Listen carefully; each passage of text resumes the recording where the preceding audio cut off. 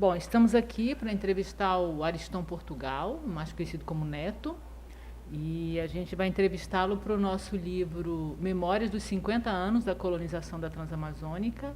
Neto, Goretti, obrigada por receber a gente.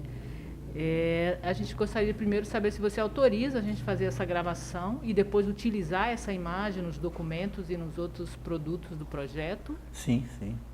Tranquilo. Bom, Está autorizado. está autorizado. Então, Tá. muitíssimo obrigada. No início da nossa conversa, para início da nossa conversa, eu gostaria que você falasse um pouco de onde você veio, né? Já que você não nasceu aqui na Transamazônica, de onde você veio, de onde sua família veio, e onde vocês chegaram, né? Os primeiros lugares onde vocês chegaram. E por que vocês vieram para a Transamazônica? Isso, bom, eu sou nordestino, né? Nordestino, sou baiano, de Santa Cruz Cabralha, né? Ali na região extremo sul da Bahia, né? Terra do Cacau, essa região toda lá. E então eu nasci ali, minha família, né? Meus pais, né? Meu pai e minha mãe daquela região lá, né?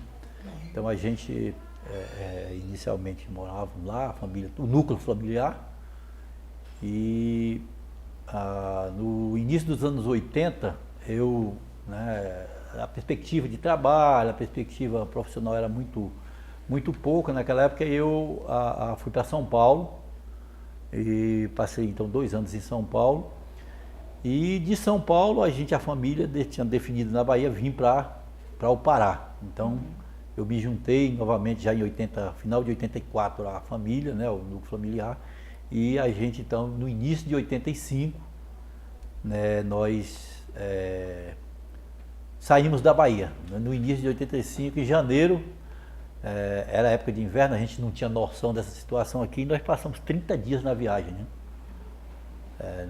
Num caminhão, 2 famílias, né? A nossa família e mais a família de um parente que vinha junto, né, com a gente.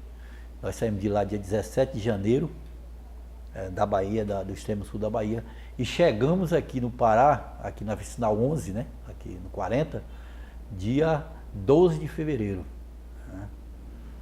Então, assim, foi já a viagem, a chegada aqui já foi um trauma, né? E esse período mais longo foi quando vocês entraram na Transamazônica mesmo? O trecho até a entrada no Pará, né? A gente veio por Minas, né? Pegamos por Minas. Foi um trecho relativamente fácil, 3 dias, né? Caminhão, né? Essa coisa demora um pouco mais, 3, 4 dias, né? O restante do período foi na Transamazônica, né? E mais precisamente de Marabá a Altamira. De Marabá a Altamira nós gastamos 15 dias de viagem. Né? Então foi assim uma coisa muito traumática, né, para a gente, para a família que tinha. Então chegamos aqui em 85, né, dia 17 de fevereiro de 85. Nós já tínhamos, a nossa vinda para cá, ela foi influenciada por dos meus irmãos, né, o Pedro Portugal. Ele já tinha, nessa onda de você vir para a Transamazônica, que estava bem na Transamazônica nos anos 70 e tal. Então, assim, na Bahia, não só na Bahia, no país inteiro, isso era uma coisa muito, digamos assim, muito recorrente, né? As pessoas queriam vir e tal. E em 76, o meu irmão veio para cá, né? E a partir da vinda dele é que ele sempre, né, todos os anos, ele, né, entrava em contato, olha, se vocês quiserem vir, aqui tem a terra e tal. Porque na Bahia, a nossa região, não só na Bahia, mas no resto do país, para você adquirir um pedaço de terra, não é fácil, né? Então, a gente veio influenciado pelo meu irmão mais, né, o segundo mais velho, né? Em 85. Então nós chegamos, fomos para 11. Num primeiro momento, nós chegamos também numa situação, economicamente falando, muito ruim, né? A viagem, a gente já tinha uma estrutura pequena, né? E a viagem consumiu, naquela época não era o cruzado novo, né? Era o cruzeiro ainda. Nós chegamos aqui devendo 2 milhões de cruzeiros, né? Com a viagem, né? Só com a viagem longa, né? Da viagem longa, meu pai doente, meu pai já estava em Parkinson bastante avançado, né? A família, no caso, nosso núcleo familiar, eram 6 irmãos que vieram, tinham ficado para trás, e mais a mãe e o pai, eram 8 pessoas, né? Então, relativamente grande, né? É começo do inverno, né? Aqui. Então a gente chegou numa situação muito instável aqui, né? Fevereiro, imagina hoje como é que é ainda, né? Nós estamos em fevereiro também, né? Hoje é 4, né? Ou seja, dia 17 agora vai fazer 37 anos, né? 17 de fevereiro. Então naquela época chovia muita chuva, muita lama. Eu lembro que quando a gente chegou, a Vicinal 11 nós chegamos em fevereiro, estava com 2 meses que não entrava carro, não entrava nada. E só fomos conseguir tirar a primeira carrada de cacau, que a gente tomou um cacau de meia lá no mês de maio, né? Ou seja, 6 meses isolado aqui. Então chegamos e a partir daí, mas também assim, quando nós chegamos também, a gente não houve arrependimento, né? Olha, não, aqui tem uma perspectiva, é difícil, mas a gente, né, trabalhando, né? Já tinha uma terra também, né? Na verdade não tínhamos ainda. Nós viemos para a terra de um primo nosso, né? Que é o Jário Portugal. E aí ele nos arrumou, naquela época a pimenta, tinha muita pimenta, né? Ele arrumou pimenta de meia pra gente, né? Depois arrumou cacau de meia. E aí a gente foi trabalhar de meia e trabalhava nas empleitas, né? Na Vicinal 11. E moramos então na Vicinal 11, no ano de 85, chegamos em fevereiro de 85. Nós moramos na Vicinal 11 até o setembro, outubro de 86, né? Dia 9 de janeiro de 86 meu pai faleceu, né? Parcos avançados, né? Condição. E aí a gente ficou, o núcleo decidimos ficar lá e aí ficamos lá até o final de 86. Basicamente o final, né? De 86. E depois da 11 vocês se mudaram para... Tá, então aonde ficamos, a gente trabalhava a meia, né? Cacau, pimenta e trabalhávamos na empleita para complementar a família, né? Então, derrubada, motosserra, broque, né? Todo esse tipo de serviço. Com a morte do meu pai, eu consegui uma outra meia de cacau já na Vicinal 16, né? Eu trabalhava com uma família, a gente conseguiu, tinha 50 mil pés de cacau, uma área bem maior, e aí eu decidi então mudar para Vicinal 16. Até esse tempo vocês continuavam trabalhando de meia, né? Não Era meiros, isso. Vocês eram meieiros. Certo. Meieiros e empleiteiros, né? A gente trabalhava, por exemplo, a gente pegava derrubadas grandes, 2 alqueires, 3 alqueires para fazer, roço, né? Todo tipo de serviço que tinha, né? A gente mantinha o cacau, que a gente tinha de meia, né? Em torno de, naquela época, 3, 4 mil pés de cacau, e também a gente, né, complementava com outras rendas. Mas uma terra só de vocês, vocês foram ter quando? Não. Aí tá, então o caminho, a partir daí viemos, vamos para 16, e no final já dos anos 80, 90, 91, 92, que eu fui já em 92, que eu fui adquirir já um pedaço de terra. Né? Inicialmente em Altamira, né? No município de Altamira. Brasil Novo sempre a terra foi muito cara, né? Então a gente procurou um lugar mais, mas já em 92 que a gente veio ter o primeiro pedaço de terra aqui. Uma outra coisa que eu gostaria que você falasse também, né? É sobre sua participação na Pastoral da Juventude, porque você veio jovem, Sim. Né? E apesar de toda essa... com 21 anos. De toda essa dureza, vocês também foram fazer essa militância. Fala um pouco pra gente isso. sobre isso. Assim, quando a gente chegou aqui, um dos nossos braços de apoio, né, era a Igreja Católica, né? Lá, quando nós chegamos na 11, então a igreja ela era muito presente, né? Através do Alírio e do Oscar, né? Teologia da Libertação, essa coisa toda. Então, e eu já vinha de uma origem também católica, né? Na Bahia, por exemplo, nós tínhamos, né? Eu tinha organizado grupo de jovens, aquelas coisas todas, né? E a gente chegando aqui, com a igreja que tinha, né? Tinha os cultos e as missas, imediatamente a gente também iniciou. Eu e o meu irmão Pedro, a gente iniciou esse processo de fazer o grupo de jovens também, né? E naquela época existia um movimento forte da juventude na Transamazônica, né? Cojutran, né? Que era um congresso, o Congresso da Juventude da Transamazônica, vários grupos de jovens. Existia uma vida muito pulsante aqui na região. E aí nós estamos lá, as dificuldades que a gente enfrentava, nós decidimos criar um grupo de jovens lá na 11 já, né? E aí eu fui para a coordenação, né? Criamos um grupo de jovens. Nome desse grupo? Deus é Amor. Deus Grupo é de Amor. jovem Deus é Amor.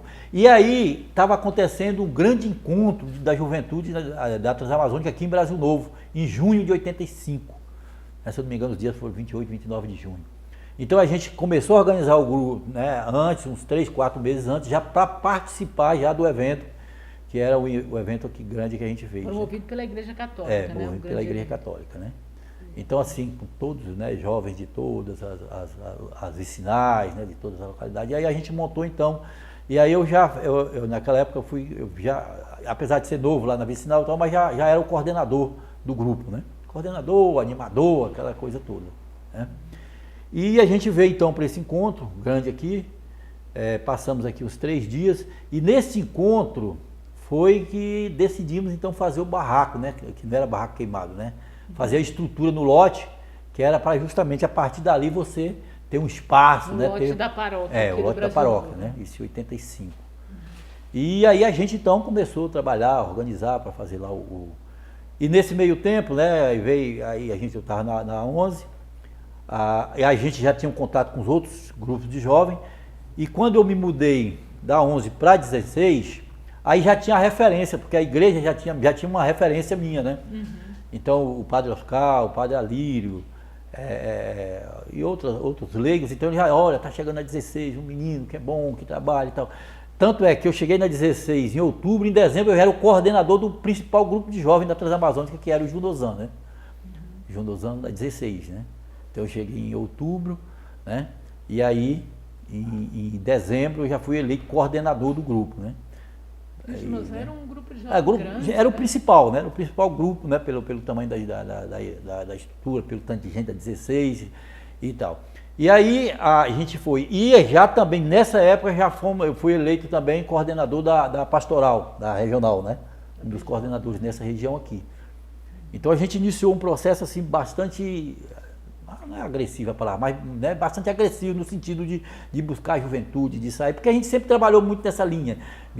Então o Junozan, no Junozan, então a gente fazia visitas, então a gente foi na 12, a gente foi na 7, a gente foi nos quilômetros 50 ali, né, que tinha, a gente foi na 20, a gente foi no Bonfinha. Então a gente reunia, chamava o pessoal, reunia lá, ia de pé, 20, 30, 50 quilômetros, né? E o que fazia as reuniões. As bandeiras de luta dos jovens? Na verdade, nesse primeiro momento, no primeiro momento, a bandeira era organizar a juventude, era discutir a questão que faltava a escola, que faltava trabalho para a juventude, que não tinha perspectiva, né? Essa coisa toda. E a partir de dezembro e janeiro, aí começou a grande batalha, que foi a questão da luta sindical. Nós tiramos como bandeira principal da juventude a organização do sindicato. Né? E dentro desse contexto, como eu estava na pastoral da juventude regional, aí a própria pastoral já me indicou para ir para a equipe sindical, né? Então nós tínhamos lá o Benedito, já era mais de idade, o Julinho, o Antônio Rodrigues, o Eugênio Succhi, né? Já os senhores que estavam nessa faixa de 30, 35 anos, e um molecote lá de 22, 23 anos no meio deles, né? Que era no meu caso que estava ali, né? E então assim, aí a gente tirou como linha a questão sindical. Então a gente fazia essas reuniões, esses encontros todos discutindo a situação do jovem, né?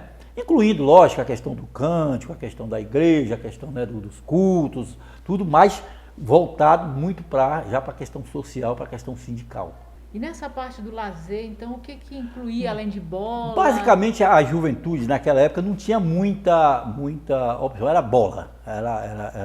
Aqui, por exemplo, a gente tinha muito, nessa região, e inclusive promovido pela juventude, os torneios de futebol, né? Então tinha os campos, né? E aí se fazia torneio, juntava ali 20, 10, 15, 20 equipes, né? E a partir daí a gente jogava bola, levava a juventude, levava a turma toda, carro. Então era assim, basicamente era futebol. No caso da 16, quando eu fui para a coordenação, a bola naquela época ainda era muito só homens, né? E aí a gente resolveu, na 16, nós criamos, em abril de 87, a Associação Atlética Junozan. Você tinha um grupo jovem, né, que...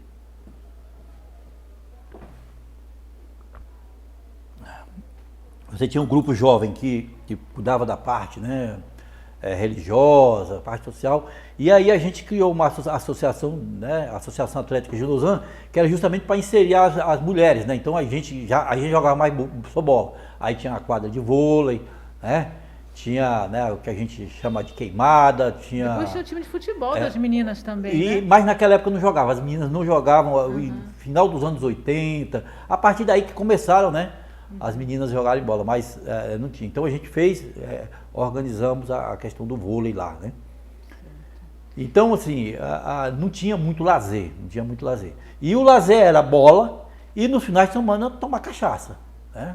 A meninada, então ali, né, ter ali juntava 5, 6, 10, 20 garotas, aí ia pra casa de um, ouvir música. E aí, a única coisa que tinha era a pinga ali, você tomar uma cachaça com limão, tudo, era mais ou menos isso, né? Televisão muito pouco, né? Na época não tinha ainda televisão. Rádio era muito importante, muito pouco, né? Era rádio, o toca-fita que a gente tinha e bola. Bola todos os finais de semana, era difícil o final de semana que não tinha torneio, né, espalhado. E não era só em Brasil Novo, era no eixo todo, né? Então essa foi um pouco essa questão da juventude, né? E a juventude, então, eu diria que a juventude foi o principal braço na conquista do sindicato. E né? Principal. Quando você fala desse encontro, né, que a igreja promoveu, ele foi um encontro de todos os jovens que a igreja ajudava a organizar. Então, você também conheceu outras lideranças que depois se tornaram outras Sim, nesse encontro, por exemplo, eu lembro até hoje que eu conheci, então, por exemplo, o Antônio Rodrigues, né? Foi desse encontro. O Alexandre Lunelli foi desse encontro. A Giovana Lunelli, né? Foi desse encontro. Aí os meninos ali de Altamira, né? Foi desse encontro. A Sônia Portugal, que depois, né, casamos e tal, foi nesse encontro. Que eram lideranças da Transamazônica, né? O pessoal de Anapu, tem, né? Aquela turma mais ali de Chiquinho, se não me engano, Chiquinho também, né? Não, Chiquinho não. Mas assim, tinha de vários locais, não era só daqui de Brasil Novo, né? Certo, de Medicilândia, né? De Medicilândia, né? O Bento Xavier, né? Naquela época lá de Medicilândia. Era o pessoal Padre Valdir, da mobilização da juventude. Era o pessoal da mobilização, né? Que depois vai mobilizar os sindicatos. Que já era um braço, como eu te disse, era um braço já social, né? A juventude se tornou como a principal bandeira, né? Principal bandeira. E assim, além das festas, dessa militância, né, para buscar direitos, e esse debate da formação no meio, tinha atividade de formação? Como é que vocês... Tinha. O lado da formação, quem assumia mais isso, e inclusive trabalhava a formação, era a CPT, né? Então a CPT ela era muito atuante, né? E assim, toda essa parte de ajuda de formação, tanto formação na parte mais religiosa, né? A CPT é mais na parte, né? Mas assim, quando a gente veio para a juventude, que veio para a coordenação da juventude, então por ano geralmente tinha 2, 3 etapas de formação religiosa, né? Então às vezes escolhiam, como é que era feito isso? Você fazia na localidade, aqui é Brasil Novo, né? Você discutia essa parte da formação religiosa, crisma, consagração, batismo, como, né, você, enquanto jovem, desenvolver a sua religiosidade, essa coisa toda. E a CPT fazia a formação mais nessa linha mais da agricultura, né, dessa coisa toda. E depois, mais tarde, vieram os cursos, como era? Deixa eu ver se eu me lembro ainda. Pax, como era que... O ITPAX. ITPAX, se eu não me engano, né? Que aí pegava a juventude aqui uma e formava... formação mais política, uma formação mais... mas ela era religiosa, era política, mas ela era muito focada nessa linha também, né? Só que eram coisas maiores, né? Curso dividido em 3, 4 etapas, né? Que formava mesmo a juventude, né? Isso, que era a igreja que mobilizava. A igreja que mobilizava. Que mobilizou. Inclusive os encontros de agricultores...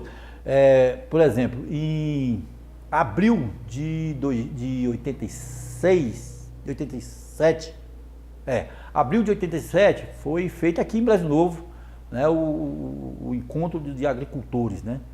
Já foi promovido e assessorado todo pela CPT.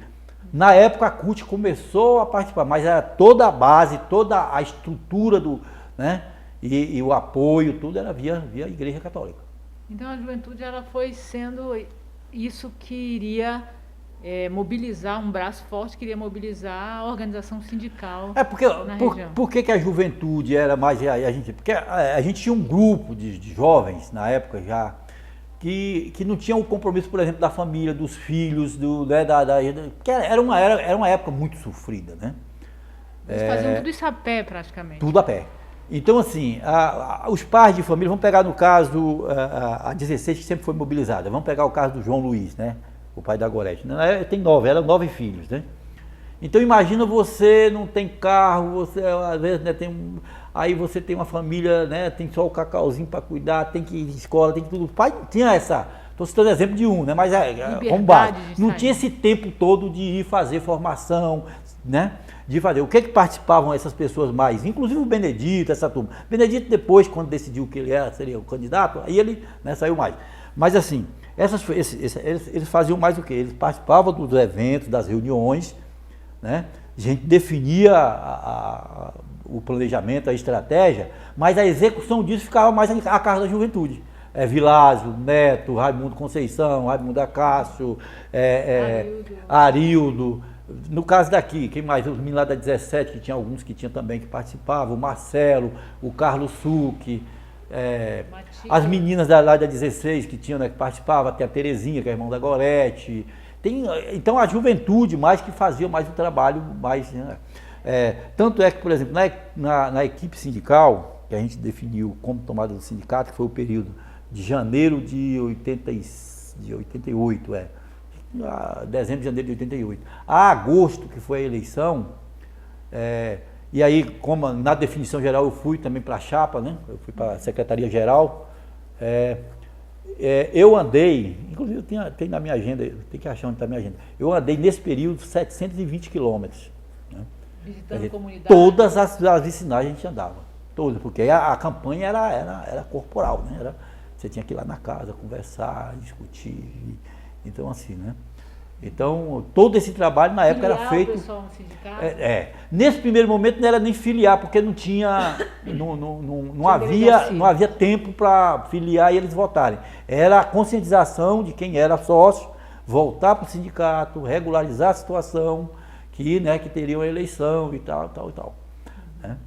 Então era um período muito assim. Então a juventude foi basicamente um dos principais pilares, lógico, né? A equipe, né? Que naquela época era o Eugênio, o Antônio Rodrigues, o Julinho, o Bruno, o Benedito, né? Daqui desse eixo aqui. Aí a gente juntou com a turma lá das Colônias Velhas, que é o Zé Delfino, aí juntamos com a turma mais lá do Ramal São Francisco, que a gente já trouxe nesse processo, já foi a gente que trouxe, né? O Sidão, o Dioclésio, o Dionésio, né? E aí trouxemos também naquela época já o pessoal de Anapu, porque o sindicato ele era tudo, não eram municípios, né? Então lá de Anapu, o Gil Maguso, né, através da Dorothy ali, o Manuel Clarindo, o Nabor Júnior, aquela turma toda, Dona Isa, né, o João Cavalcante, né? Aí de Pacajá, aí Romero de cá, aí Pacajá a gente já trouxe Romero, trouxemos o Dourinho, né, para integrar nesse processo todo, já do processo sindical. E isso que, quer dizer, basicamente 80% era jovens, né, os jovens nessa faixa têm 25 anos, né. Certo. A gente ouviu nas outras entrevistas que a gente fez que foi a partir desse processo de tomada do Sindicato de Altamira que esse movimento regional, né, dos agricultores e professores e outras categorias, que ele se estabilizou de certa forma, né? O sindicato foi uma grande referência, o Sindicato de Altamira. E aí você não saiu mais disso, né? Foi se enveredando. Não, aí então qual foi a minha trajetória? Vim do movimento de jovens, sim, né? Coordenação de jovens, né? Da 11, depois da 16. A partir quando eu fui para a coordenação da juventude, na 16, e fui para a pastoral da juventude da região, né? Isso foi processo assim de menos de ano, né? Então eu já fui indicado para a equipe sindical, né? Depois da indicação para a equipe sindical, que a gente indicava para fazer o trabalho sindical, já veio a indicação para concorrer na chapa, né? Como secretário-geral. Isso assim, rápido, 2 anos, 1 ano, 6 meses, né? E assim, aí junto com isso a gente trazia essa parte da juventude, né? E aí já fomos conhecendo esses outros locais, né? E aí a gente veio a eleição do sindicato em 88, né? Agosto de 88.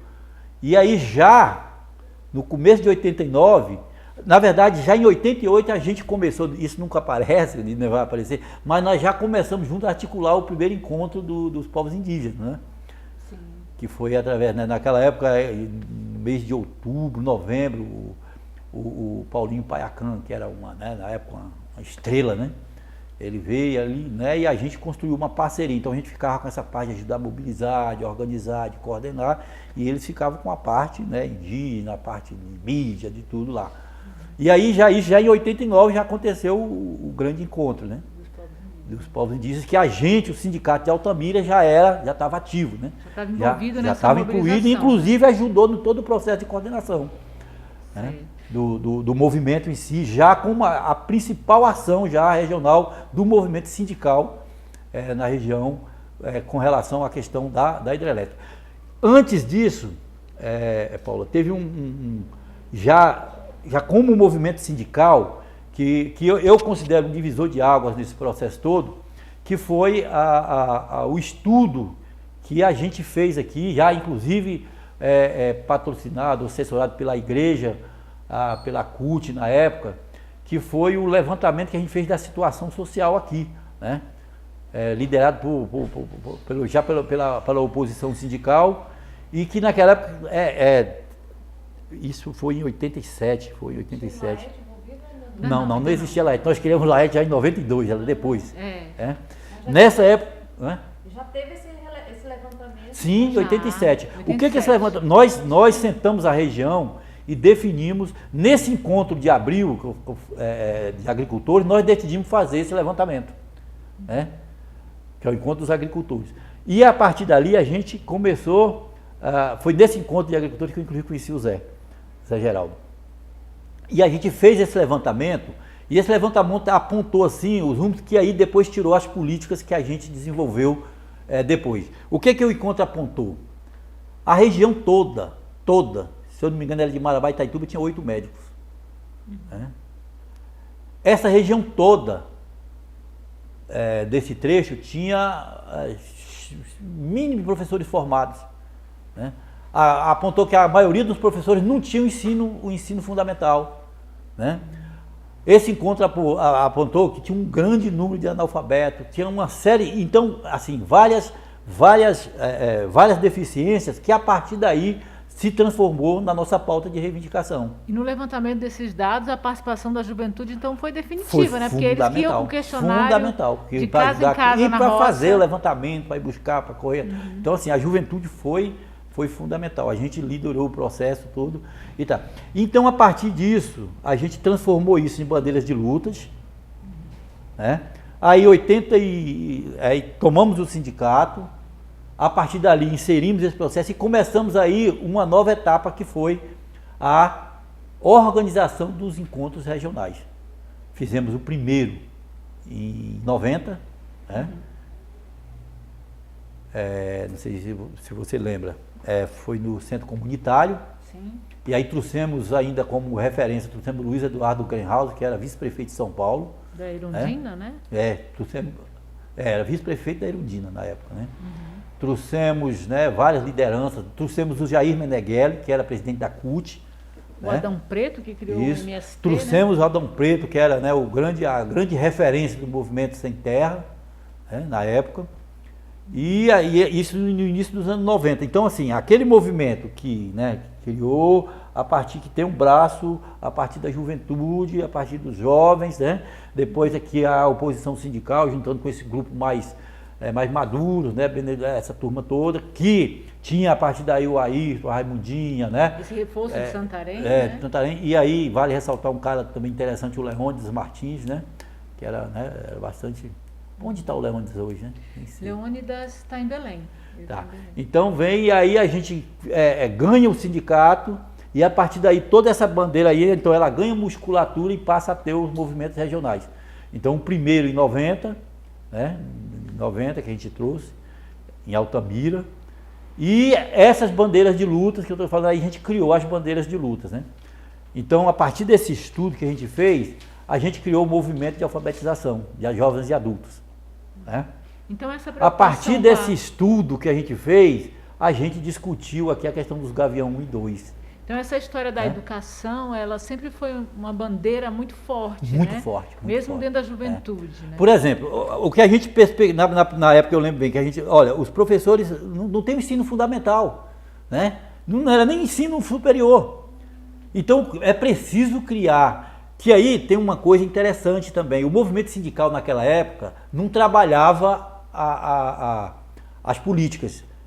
O movimento ele era reivindicativo. Ele dizia o seguinte: a responsabilidade fazia do Estado. Né? Nós queremos saúde, nós queremos educação, nós queremos e tal. Nós aqui quebramos essa concepção. Né? Aí a gente começou a fazer diferente. No início dos anos 90, quando a gente foi para a reivindicação, a gente já foi dizendo o seguinte: nós queremos e nós vamos fazer. Então a gente já propunha lá o Gavião 1 e 2, já propunha, né, a questão de médico, de buscar, de formar, né, as universidades, a gente já propunha a questão da agricultura, de como. Então assim, a gente era um movimento reivindicativo, né? Aí sim, Paulo, aí eu acho que a gente começa a imprensar o governo, né? Até então era autodefesa, mas a partir do início dos anos 90, que a gente criou esse processo todo, a gente já passou a imprensar o governo, né? E aí vem a grande mobilização que foi em maio de 91. Né? Já a partir dessas políticas, já a gente propondo as políticas, que foi o grande acampamento em Altamira, né? Em maio de 91, e aí a partir dali a gente estava discutindo políticas públicas, a gente não estava reivindicando. A gente estava dizendo, nós queremos assim, queremos que faz assim, assim, assim. Né? Então, a partir dali, a gente fez e depois veio, aí acho que a história, vocês, né? Veio a grande caravana para Brasília, né?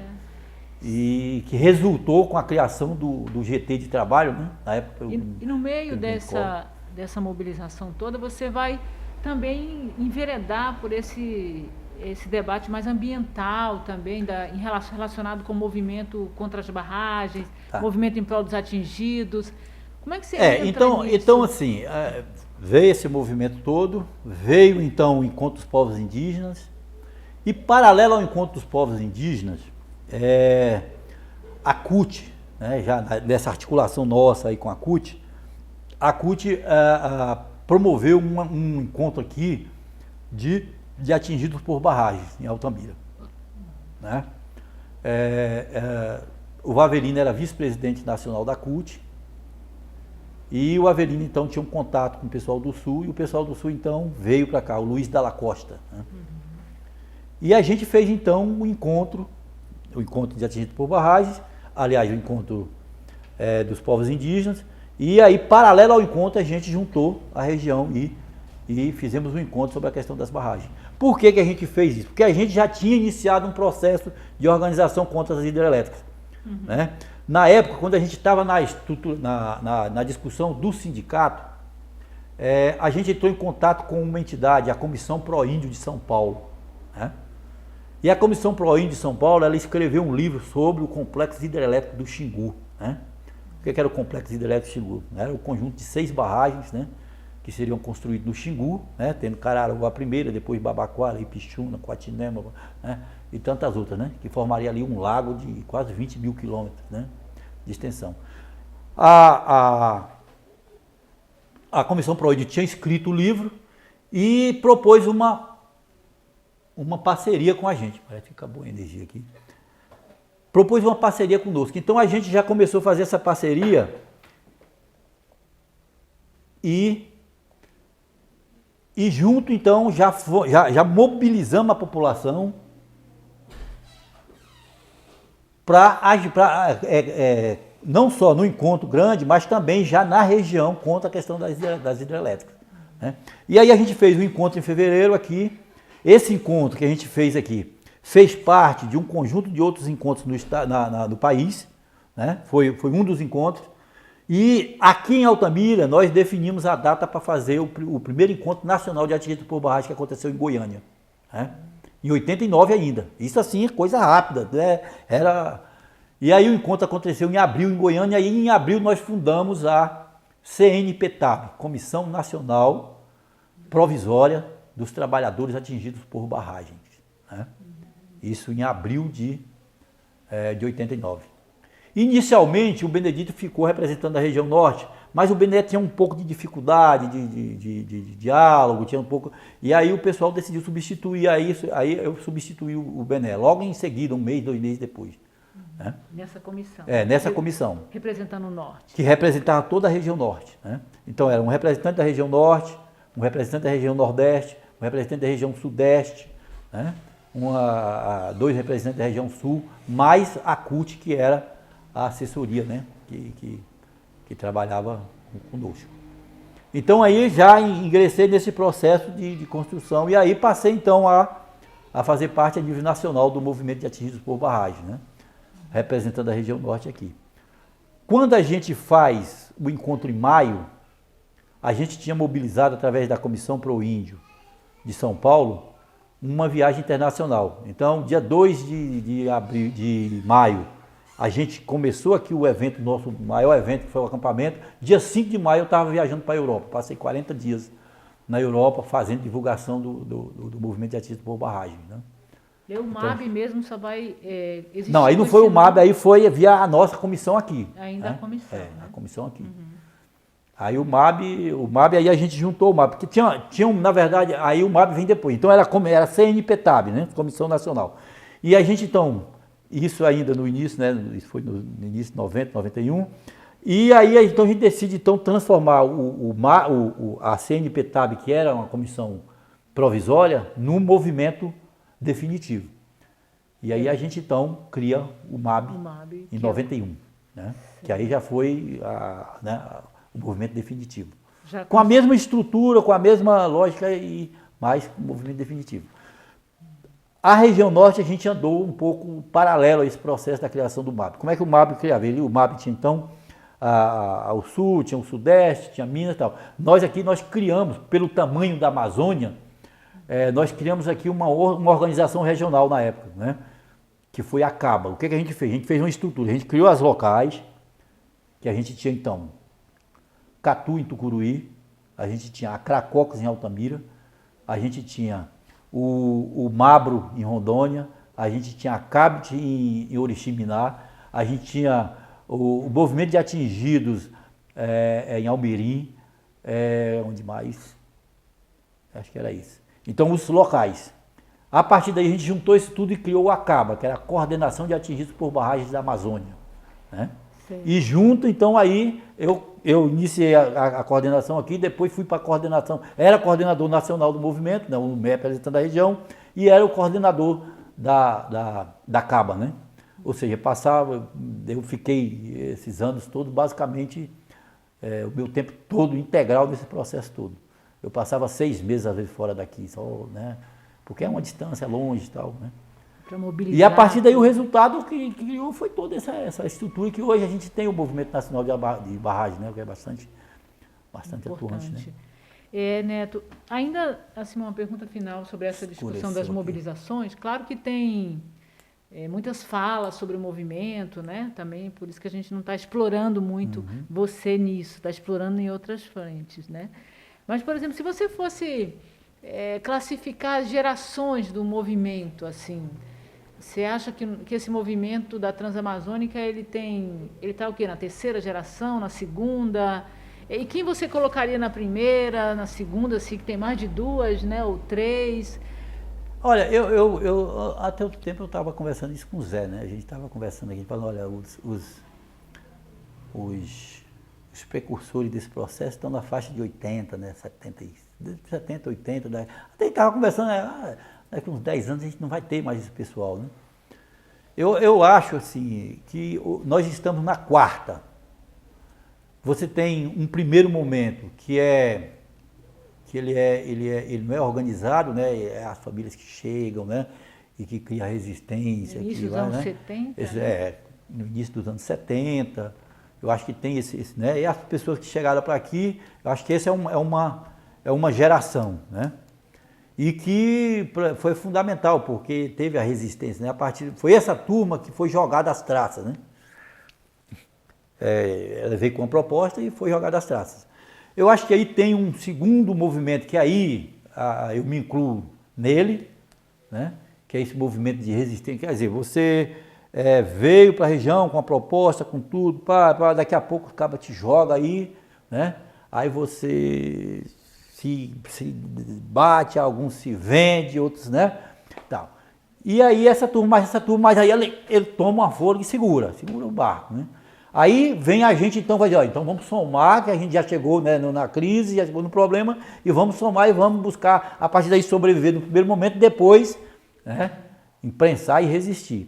Eu acho que aí vem uma terceira geração, que aí, né, já essa turma mais, né, que está nessa faixa aí dos 30, 40 anos, né, 45, né, que já vem, aí eu acho que já tem assim, já usufrui de muita coisa que foi construído e consolidado, né? De tudo. Olha, eu considero, tá. E aí eu acho que tem uma nova geração surgindo, que é essa agora, né? Essa, né? Que vem das casas? Que vem das casas familiares, que vem das universidades, né? Que a gente ajudou a organizar, que vem dessas estruturas, que vem de outros, né?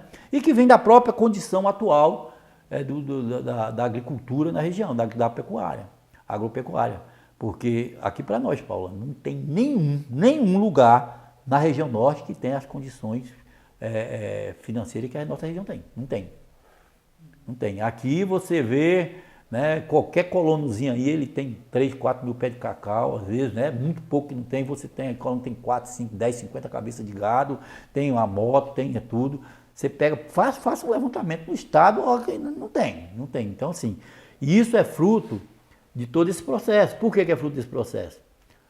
Voltando um pouco lá atrás. No final dos anos 80, e não era Brasil Novo, não era município, só que tinha um grande problema. Os meninos dessa primeira geração, as crianças que vieram, já estavam na fase de 4ª série, né, de chegar à 5ª série, e estava tudo intocado aí. Os pais não tinham opção, não tinha financiamento, não tinha como plantar, não tinha condição, só tinha uma opção. Ou vai para a cidade, vende os lotes, vai para a cidade para colocar a meninada para estudar, para organizar, não tinha outra, né? E era isso que se fazia. O que esse movimento fez? Esse movimento estancou isso. Como que estancou isso? Com o Zé Fenioso, né? O Zé Fenioso estancou, literalmente estancou a saída, né? Então, assim, essa turma, então, o que ele ia sair, vinha para a cidade, iam vender suas terras, então a gente poderia estar aqui numa região como é né, a região nordeste ali do Pará, né, onde você passa naquelas estradas ali, você anda 50 quilômetros, você vê uma casa, né? Aqui a Transamazônica, em qualquer lugar você vê, né? É casa, é tudo, é lote, é tudo. Poucas travessões a gente não tem isso. Então, assim, as condições que a gente criou aqui, eu estou falando com o FNO, as estruturas, essa juventude, talvez a 4ª geração não sabe, mas Daís Pedrosa, Melvin Jones, não sei quem, estou falando de educação. Tudo foi conseguido a partir de 84, né? Onde o bispo apanhou, inclusive, você lembra da história, né? De 84 e depois até 93, 94 que a gente conseguiu. Daís Pedrosa, por exemplo, foi uma dessas. O IFPA foi assinada do presidente lá, né? O IFPA, aquele terreno lá, que era para fazer a universidade, né? E o Armindo chegou e fez aí o IFPA. Então, assim, foi conquista, né? Veio o Zé Finhosa. Aí veio, como a gente propunha, não se propunha, mas fazia também, aí veio o LAET. Já que a gente não tinha diálogo com a assistência técnica. Por quê? Porque os técnicos, hoje todo mundo está junto, mas era assim, o técnico estava mais ou menos uns 2 andares em cima da gente. Como a gente queria discutir, não tinha como, porque quando a gente ia discutir com os caras, né? Agricultor tem que fazer, né? Não tem que discutir isso, né? E aí a gente diz, então, vamos criar um sistema de assistência, né? De assistência, de tudo, que seja igual a nós. Aí a gente criou o LAET, né? Através do Jean Beth, né? E aí o LAET veio para fazer essa discussão. E aí a gente desceu. Hoje a Emater, a CEPLAC discute, né? A gente desceu esse escala e hoje a gente então, assim, é um conjunto de coisas que essa região tem, né, que foi desse processo todo. Foi, né, dessa coisa que a gente criou, que a gente lutou. Eu não tenho dúvida em afirmar. Na Amazônia, fora eu não conheço, mas na Amazônia não tem um movimento, não tem um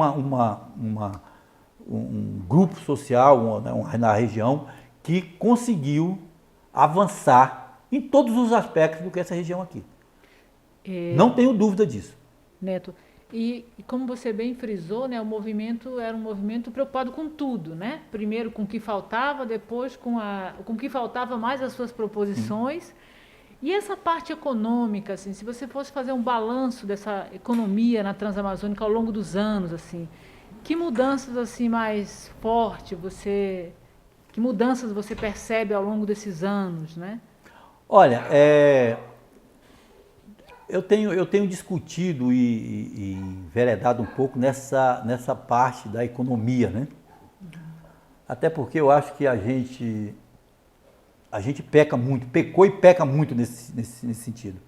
Eu acho que a gente, antes de responder a tua pergunta, eu faço uma constatação. A gente não tem noção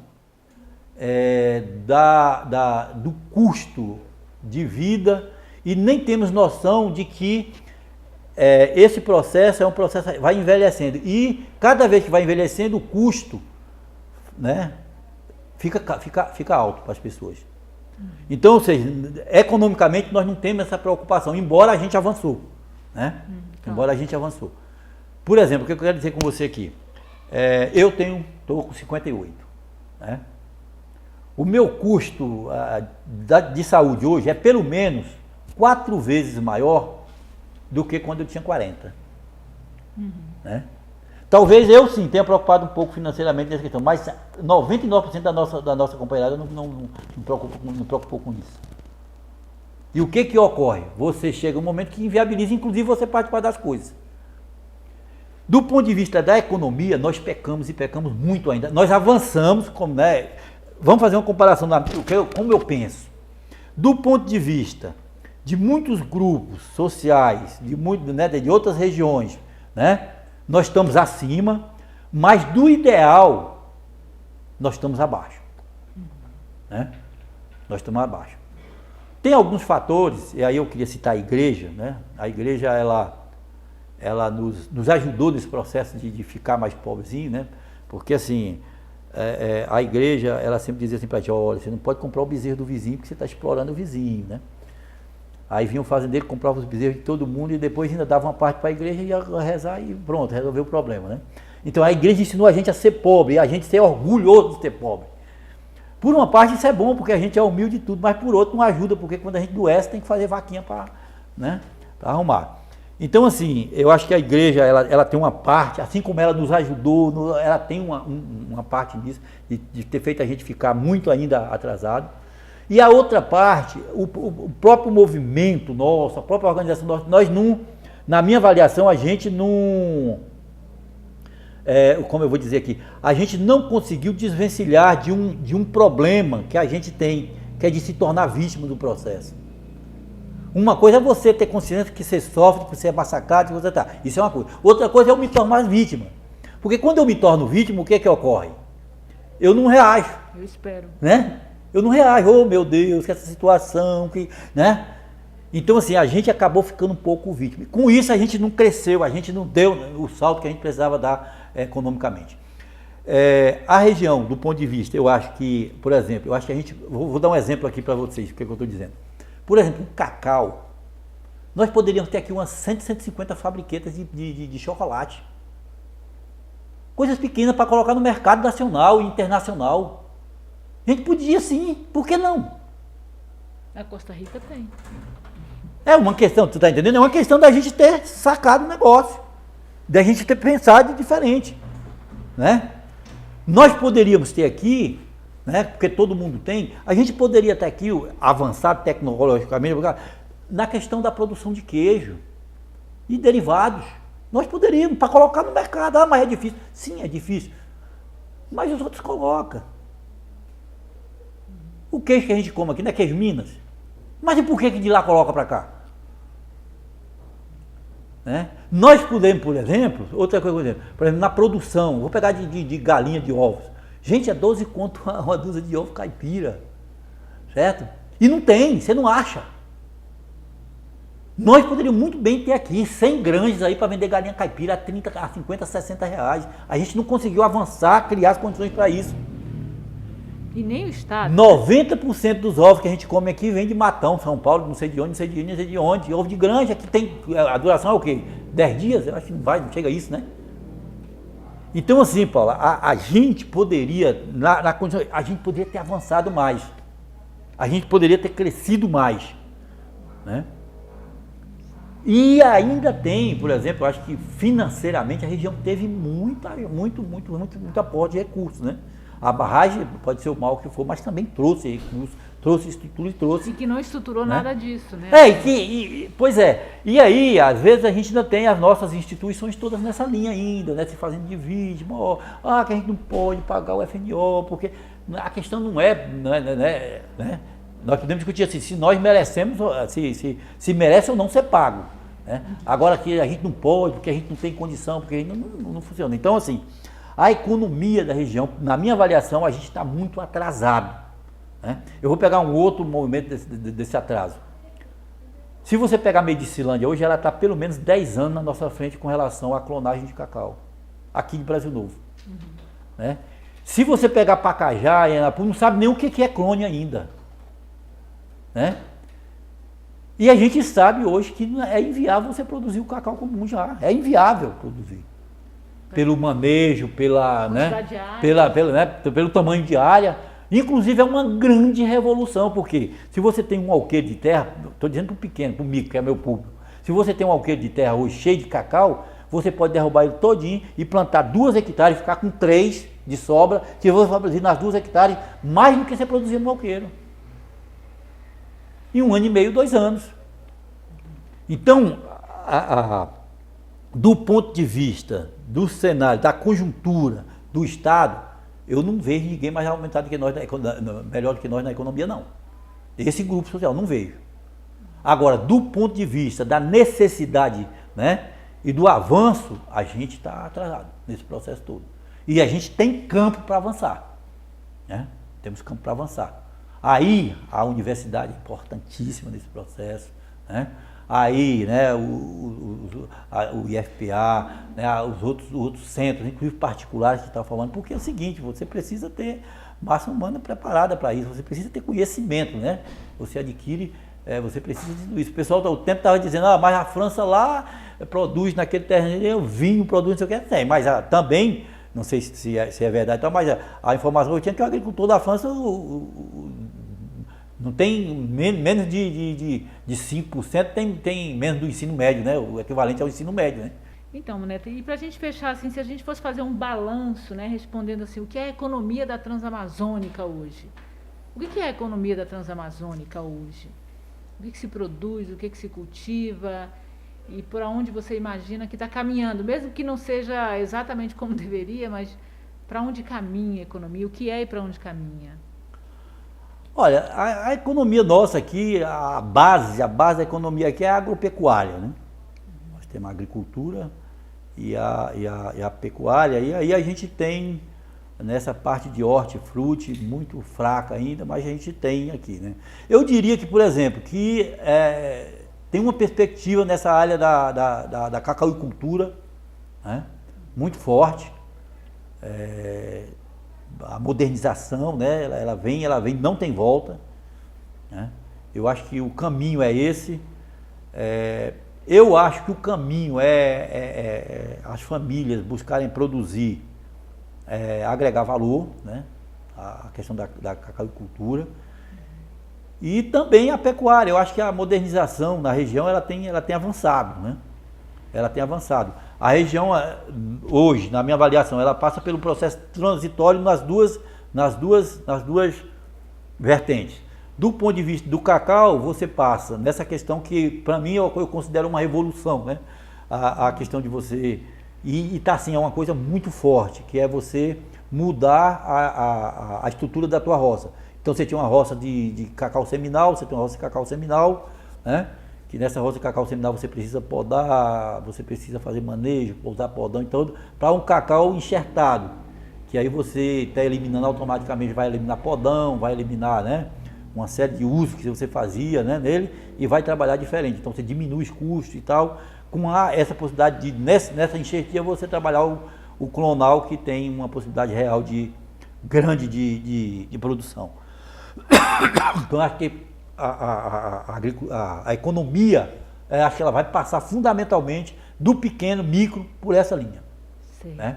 E do ponto de vista da pecuária, que no caso nosso aqui na região pequena também tem, ela é muito, né? E como agora, por exemplo, o preço do gado tá melhor, às vezes você tem, né, a economia está mais centrada na pecuária do que no cacau.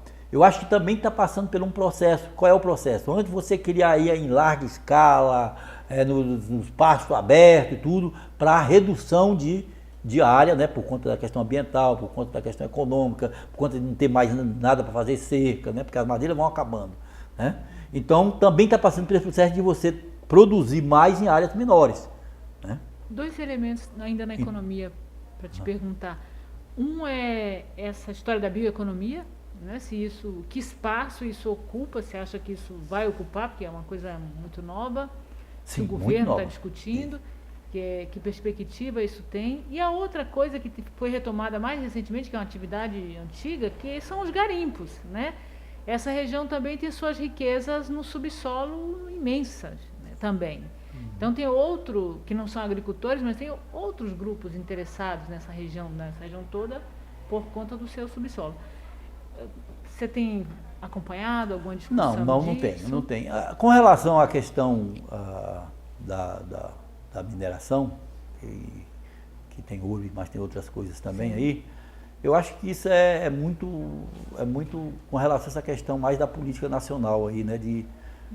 Não diria nem mas qual é a palavra que a gente vai usar? Né? Porque os caras abriram tudo aí, né? Então eu acho que assim, eu não vejo um governo sério, por exemplo, essa questão da mineração avançar nessa região, não vejo. Porque economicamente pode gerar, mas ambientalmente, estruturalmente, tudo é outra linha. E do ponto de vista mais, você está falando da bioeconomia é uma coisa muito nova. Eu acho muito que depende muito dessa questão da incorporação de conhecimento. Tá. E aí tem uma coisa que eu também sou crítico, que é do avanço da nossa turma, dos nossos sindicatos, das nossas cooperativas, das nossas associações, com relação à visão das pessoas. Então, assim, tem sido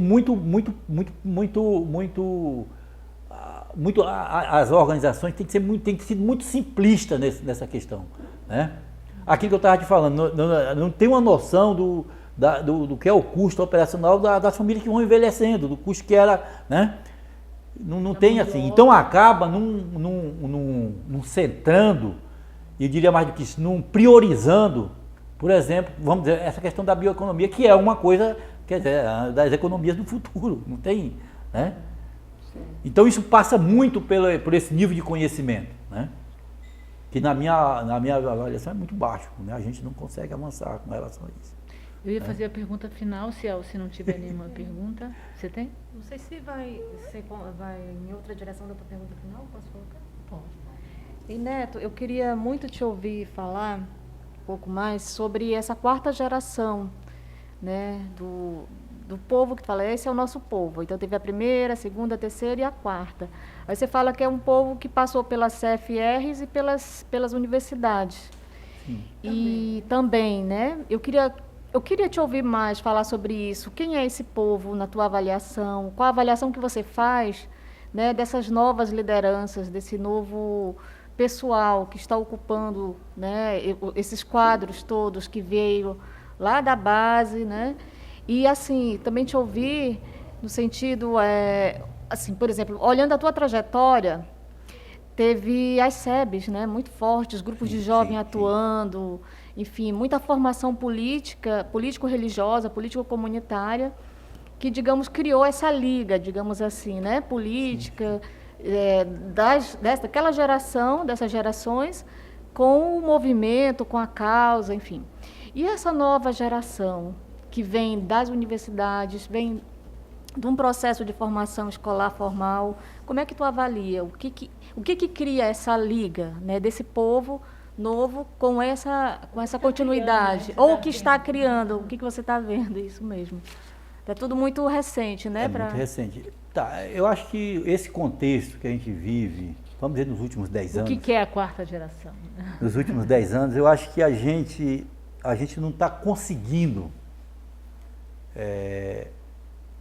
ter ação, compactar ações que possa, de certa forma, trazer essa juventude do ponto de vista, digamos assim, geral.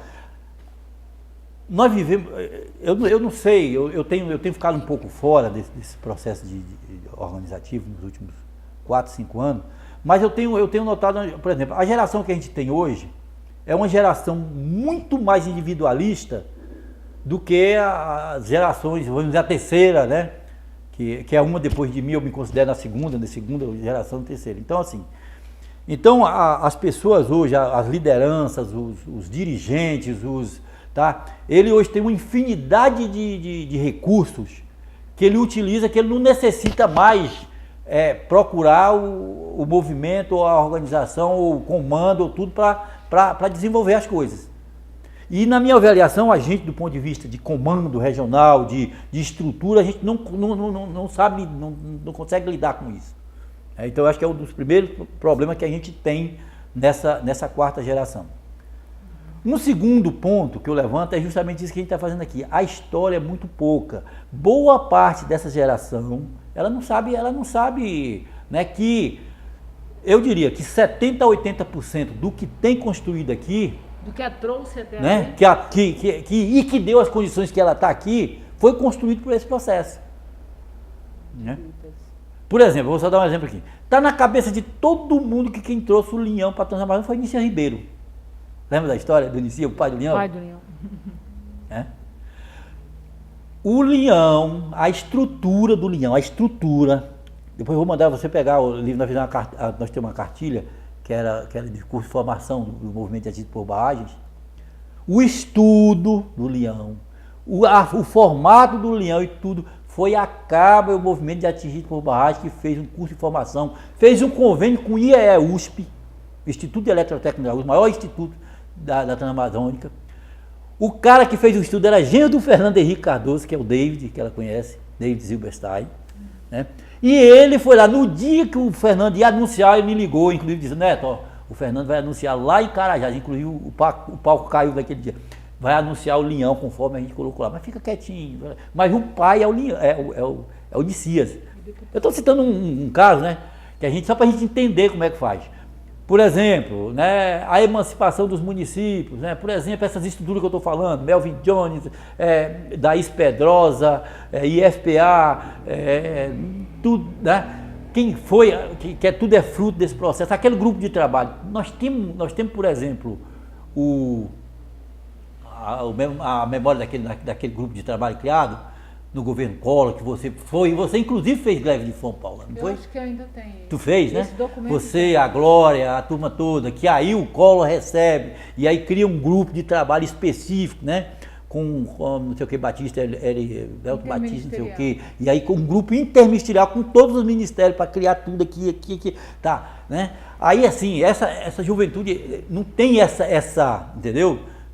Ou seja, falta ainda para essa quarta geração, ela não é entender, né? Porque às vezes fica assim como obrigação, não é como obrigação isso, mas ela precisa estar convencida de que o que nós temos aqui, o que nós construímos até aqui, e que ele, de certa forma, tem não só usufrui do processo, mas tem a responsabilidade de reproduzir, né? Tem um longo caminho, né, percorrido, inclusive custando a vida de muitos, né? Que se tomaram ficar nele, né? Aí tem o Dema aqui, aí tem o Julinho, que a gente não fala, né? Que morreu a míngua, né? Julinho era a principal autoridade do SUS nessa região, né? Julinho é um cara semi-analfabeto, né? Tem outras e outras pessoas. Então, assim, essa quarta geração aí, a gente precisava, né, ter né, mesmo considerando que o grande eixo dessa quarta geração é o individualismo, porque no celular você tem tudo, né? Precisa mais, né? Você tem o que você quiser aqui, né, num tabletzinho, no celular, ou numa, né? Então, isso dá uma certa... Isso dá uma falsa confiança. Peraí. Dá uma falsa confiança para essa liderança. Acho que ele tem tudo na mão, acho que ele tem, né? Só que também tem tudo aqui, mas os desafios triplica, né? Quadruplica a dificuldade. Então eu vejo muito isso aqui. Tenho pouco contato com essa quarta geração, vou ser sincero com vocês, né? Por exemplo, aqui nós temos dessa quarta geração, nós temos aqui, que é o secretário de Agricultura. Quem é o Osildo. O Osildo saiu de lá, a formação dele saiu da fundação, inclusive. Eu sei quem é. O secretário de Agricultura daqui, o Osildo. Tu conhece, não? Tu já nem... Pois é, mas já passou, inclusive não, fez estágio, fez tudo lá com a gente. Uhum. Com a gente, assim que eu digo, com o nosso núcleo, né? Então, assim, não estão só nos nossos espaços, estão em outros espaços. Estou citando o caso dele, né? É o secretário de Agricultura aqui. Aqui em Brasil Novo. Sim, é o secretário de Agricultura de Brasil Novo, o Osildo. Você considera como de vocês, os nossos? É um processo que foi lá, inclusive passou pela nossa formação. Ele fez estágio na fundação, acho que 2 anos, ou 1 ano e meio. Até mais, eu acho. Foi. Certo. Mestre, já que o senhor está falando da quinta geração, bora puxar esse gancho. Da quarta, desculpa. Da quarta geração, bora puxar esse gancho. Eu gostaria que o senhor falasse um pouco como é que está esse movimento de base para formar novos líderes a partir dessa juventude nova, nesse contexto que o senhor citou de individualista dentro da Transamazônica. Dentro dos moldes e da concepção que nós trabalhamos, que nós formamos, não está. A gente tem que ser claro, não está. Né? Porque mudou a relação, isso que eu estou falando, né? O jeito, sim, tá. Eu acho que o que vai surgindo aos poucos agora são lideranças mais verticalizadas, né? Ou seja, por exemplo, você tem Brasil Novo aqui, que surge, vamos dar um exemplo aqui, a Mariângela, que é presidente do sindicato, né? O Carlinhos, que foi presidente, ex-presidente, agora, né, vai. Aí você tem assim, por exemplo, o Osildo que eu estou falando, né, que aqui foi lá, fez toda uma formação lá, depois veio para o lote, né, e foi convidado a ser secretário, não dentro de nenhuma estratégia e tal, né, mas por uma questão mais lá do prefeito. Aí a gente tem, vou dar um exemplo, a APRA, né? Você tem lá, a APRA está fazendo um movimento de venda para merenda escolar, para cesta básica e tudo. Aí tem uns meninos lá, o menino do Alencar, o Gabriel, né? O Gabriel, que é o menino do Alencar, que está inserido nesse processo, ao mesmo tempo está fazendo agronomia na faculdade, né? Mas sim processos, eu estou citando um caso, pode ter outros, vários casos, né? Mas são lideranças, né? Que pode ser uma liderança, né? Não são dentro de uma articulação. Mas não é dentro daquele processo que a gente tinha, que a própria liderança tinha uma necessidade de estar junto, de ter as referências. Hoje, como eu estou te falando, as referências, a forma de buscar informação, a forma de se comunicar, de buscar as necessidades são outras, né? Neto, então eu vejo muito, entendeu, né? Então nesse contexto geral, sim, mas surge, né? Qual é a grande questão? Se nós, nesse contexto geral de movimento, de região, de história e tudo, temos as condições de sentar e ter a percepção para a partir daí ver como é que se trabalha a relação com essas novas, né, com essas novas, da quarta e da quinta e das próximas que vem para frente. Uma coisa aí. Não sei se eu respondi a tua pergunta.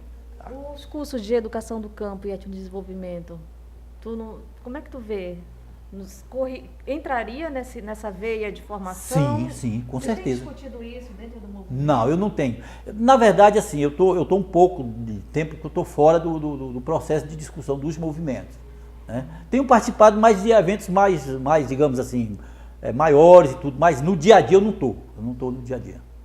Uma pergunta ainda nessa linha uma última, né? Nessa linha da... Não, mas a gente pode conversar à vontade, depois vocês tiram, faz uns recortes, tudo, pra gente, né? Porque é difícil, assim, eu e a Paula, nós somos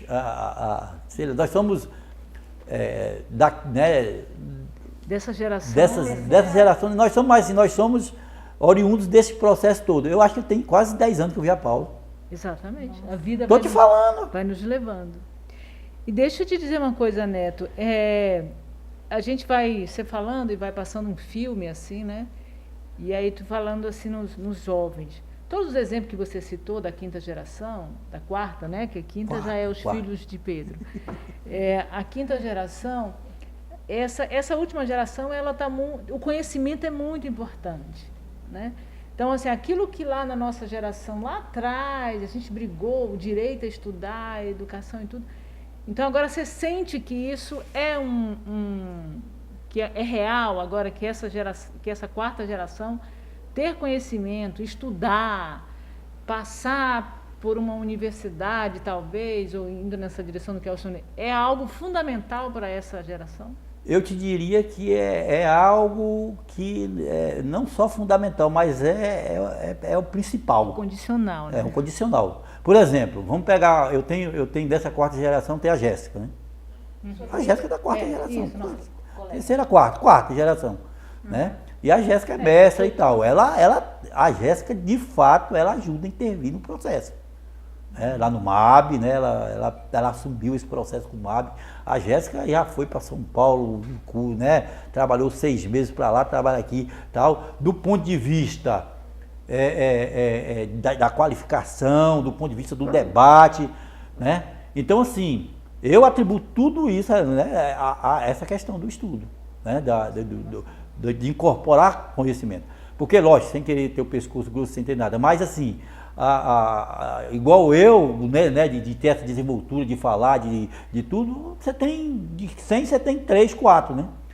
E não é que não precisa do estudo, né?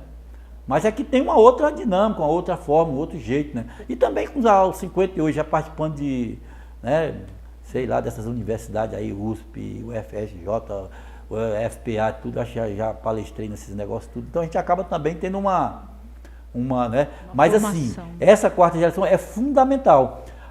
Né? Eu citei aqui, né, por exemplo, a Jéssica, tem o Gabriel, tem o Osildo, né? Podemos citar vários, tem o menino o Everton, da Giovana, né? Que eu acho que já terminou, não sei se já terminou engenharia também. Já. Né? O Luizão, no caso do meu irmão, é da terceira geração ainda, né? Então, assim, essa turma, tá? E daí pode sair, a gente pode, inclusive, dessa quarta geração, extrair mais, né? Talvez falte essa liga para a gente, né, fazer esse processo, mas pode, porque eles vão ter pelo menos duas ou três coisas que nós não tivemos. Né? A referência, né, do processo, pode até não conhecer, mas tem a referência. Eles possuem, né? Essa referência. Sim, possuem essa referência. Como gente, referência? Pertencer a isso? Não, por exemplo, sim, pertencer, vir desse processo, pertencer. Gente, o que o Laet construiu nessa região aqui, do ponto de vista acadêmico, do ponto de vista de informação, do ponto de vista de pesquisa, do ponto de vista, é uma coisa fantástica. O que essas casas familiares, não está funcionando, são conjunturas, né, tal. Mas o que essas casas têm produziu, gente, né, Paula? Na própria universidade. Né? Você está louco? O que esses, né, outros movimentos, o que é a fundação do ponto de vista geral, aí como guarda-chuva, né, de projeto, de assessorar, de discutir, de fazer. Né? Nós fizemos um curso de formação, inclusive foi eu que escrevi, que a Marta coordenou, né, com quase 100 jovens, que tem jovens aí, inclusive candidatos a prefeitos, a vereadores, sabe? Tem, em todos os campos a gente tem. Então, assim, essa terceira geração, ela tem isso. Nós precisamos dizer o seguinte, olha, fazer isso que a gente fez, criar as coisas, dar certo e dar resultado. Nós podemos afirmar isso. E eles têm o conhecimento. Né? Então eles têm isso. A segunda, eles têm uma coisa que a gente não tem, que no caso não é no teu caso, para não ter o nome, que é a parte acadêmica. Né? De ter conseguido formar, de conseguir tal. Né? E eu ainda acrescentaria uma terceira, que às vezes as condições financeiras, que no nosso caso era muito pior. E hoje, em função do que a gente construiu, né, eles têm. Ora, nós temos 3 aqui que faz medicina. Né? O pai dela, quantas vezes, eu lembro quando a Gorete foi para a faculdade, foi para fazer pedagogia, né? Ela foi por conta própria, foi aos trancos e barrancos, e correu. Porque não era que os pais não queriam, é porque também não tinha. Você está entendendo? Então, essa quarta geração, ela tem essas condições. É nisso que você citou, que é uma geração que veio do FNO, o FNO possibilitou a permanência, é nisso? Sim, sim, sim. Por quê? Porque naquela época, se a gente não tivesse proposto e trago o FNO, eu te diria que, vou pegar o caso do município de Brasil Novo, pelo menos 50% dos produtores hoje, né, e dos filhos de produtores que tem, não tinha. Né? Hoje só tem essas condições porque lá atrás a gente conseguiu estancar o êxodo da zona rural para cá. E como a gente fez isso? Não só com o FNO, mas os agentes de saúde, né? E aí os agentes foram para as comunidades. Como é que a gente fez isso? Criando o projeto Gavião, né? Que as pessoas formaram, né? Então tá.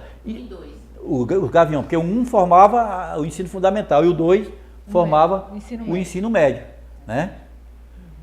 E estou citando aqui duas, três políticas aí, mas tem, então é o conjunto desses fatores que, né, naturalmente que as emancipações também ajudaram, organizaram, né, essa coisa toda, mas programas em geral, nacionais, né, os programas, né? E tudo. Neto, a gente ficaria aqui... E mais fundamentalmente, por último, 3 né, o dias. Luz para Todos, né? Conversando com você, mas assim, a gente também ainda tem que seguir viagem hoje, né? E aí eu queria fazer uma última pergunta, que eu acho assim, que a gente está fazendo na entrevista para todo mundo. É assim, o que foi bom para você como um migrante baiano nesses anos todos que você ficou aqui? Isso é uma pergunta, assim, de forma resumida, né? E o que não precisa acontecer nos próximos 50 anos, falando das expectativas, né? O que não precisa mais acontecer, ou o que você deseja que aconteça nos próximos 50 anos? Porque você sabe que esse projeto também vislumbra fornecer elementos para pensar o futuro, que é um pouco, né, a sua conversa já é bem nessa direção. Então, assim, e os próximos 50, né? Com todos os 50 que passou, que está terminando, teve de tudo. E os próximos 50, o que você quer que tenha e o que você quer que não tenha? Bom, do ponto de vista dessa trajetória até aqui, eu tenho 37 anos de Pará. Se você perguntar, para resumir, você faria tudo de novo? Com alguns ajustes, mas faria. Alguns ajustes, né? Alguns ajustes, mas faria. Eu acho que, né? Eu cheguei aqui com 21